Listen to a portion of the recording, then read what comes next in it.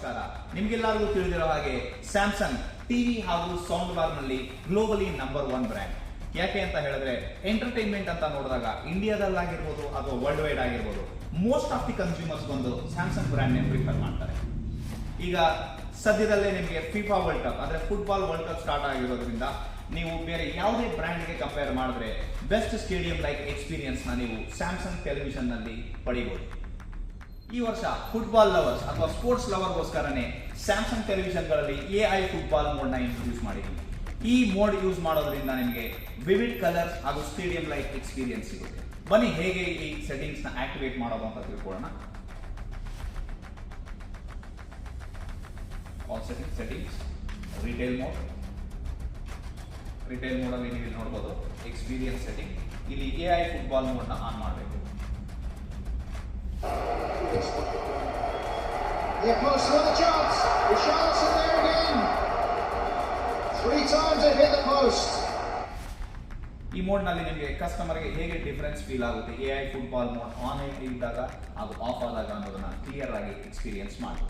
ಸಾಧಾರಣವಾಗಿ ಈ ಎಲ್ಲ ಫಿಫಾ ವರ್ಲ್ಡ್ ಕಪ್ ಮ್ಯಾಚ್ಗಳು ಲೇಟ್ ನೈಟ್ ಅಲ್ಲಿ ಸ್ಟಾರ್ಟ್ ಆಗೋದ್ರಿಂದ ನಾವು ಇದನ್ನ ನೋಡಬೇಕಾದ್ರೆ ನಮ್ಮ ಫ್ಯಾಮಿಲಿ ಮೆಂಬರ್ಸ್ಗೆ ಡಿಸ್ಟರ್ಬ್ ಆಗೋ ಚಾನ್ಸ್ ಇರುತ್ತೆ. ಆದ್ರಿಂದ ಸ್ಯಾಮ್ಸಂಗ್ ನಲ್ಲಿ ಈ ವರ್ಷ ನಾವು AI ಸೌಂಡ್ ಕಂಟ್ರೋಲರ್ ಪ್ರೋ ನ ಇಂಟ್ರೊಡ್ಯೂಸ್ ಮಾಡಿದ್ವಿ.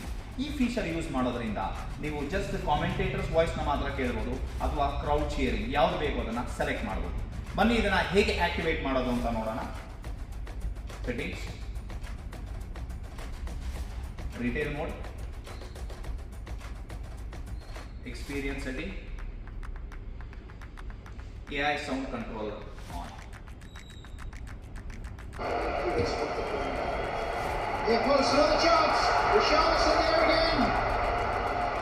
ಬನ್ನಿ ಈಗ ಹೇಗೆ ಆಕ್ಟಿವೇಟ್ ಮಾಡೋದು ಅಂತ ನೋಡೋಣ. Play only the commentator's voice. Mobility with the right foot and left foot. Okay, I'll set up the TV so that only the commentators' voices are audible. Odegaard. Close again. ಇದೇ ರೀತಿ ನೀವು just crowd shearing sound ಮಾತ್ರ ನೀವು activate ಮಾಡ್ಕೊಬಹುದು. ಈ option ಇರೋದ್ರಿಂದ late night ಅಲ್ಲೂ ಕೂಡ ನಿಮ್ಮ ಫುಟ್ಬಾಲ್ ಮ್ಯಾಚಸ್ ನ ತುಂಬಾ ಈಸಿಯಾಗಿ ಸ್ಯಾಮ್ಸಂಗ್ ನ AI ಸೌಂಡ್ ಕಂಟ್ರೋಲರ್ ಮುಖಾಂತರ ಎಂಜಾಯ್ ಮಾಡಿ. ಸಾಧಾರಣವಾಗಿ ನಾವು ಟಿವಿ ಕಂಟೆಂಟ್ ನ ಎಂಜಾಯ್ ಮಾಡಬೇಕಾದ್ರೆ ಯಾವುದೇ ಇನ್ಫಾರ್ಮೇಶನ್ ನಾವು ಸರ್ಚ್ ಮಾಡಬೇಕು. ಫಾರ್ ಎಕ್ಸಾಂಪಲ್ ಈ ಫುಟ್ಬಾಲ್ ಮ್ಯಾಚ್ ಇನ್ಫಾರ್ಮೇಶನ್ ಇರ್ಬೋದು ಅಥವಾ ಒಂದು ಟೀಮ್ ನ ಸ್ಟ್ಯಾಟಿಸ್ಟಿಕ್ಸ್ ಇರ್ಬೋದು. ಇದನ್ನ ನೀವು ಸರ್ಚ್ ಮಾಡಬೇಕು ಅಂತ ಹೇಳಿದಾಗ ನಾವು ಸಾಧಾರಣವಾಗಿ ಮೊಬೈಲ್ ನ ಯೂಸ್ ಮಾಡ್ತೀವಿ. ಇದರಿಂದ ನಾವು ಕಂಟೆಂಟ್ ನೋಡ್ತಾ ಇರೋದು ಇಂಟರಪ್ಟ್ ಆಗುತ್ತೆ.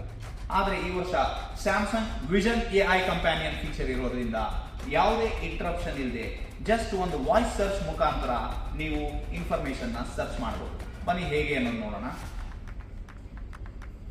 Settings, retail mode, experience centre, VSC home. ಅಂದ್ರೆ ಈ ಫೀಚರ್ ನಿಂದ ನೀವು ಕಂಟೆಂಟ್ ನ ನೋಡ್ತಾನೆ ನಿಮಗೆ ಬೇಕಾಗಿರೋ ಇನ್ಫಾರ್ಮೇಶನ್ ನ ಸರ್ಚ್ ಮಾಡಬಹುದು.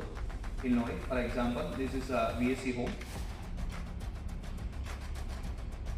ಈಗ ಒಂದು ಇನ್ಫಾರ್ಮೇಶನ್ ನ ಜಸ್ಟ್ ಒಂದು ವಾಯ್ಸ್ ಕಮಾಂಡ್ ಮುಖಾಂತರ ಚೆಕ್ ಮಾಡೋಣ. Who was the best striker in FIFA world cup last year?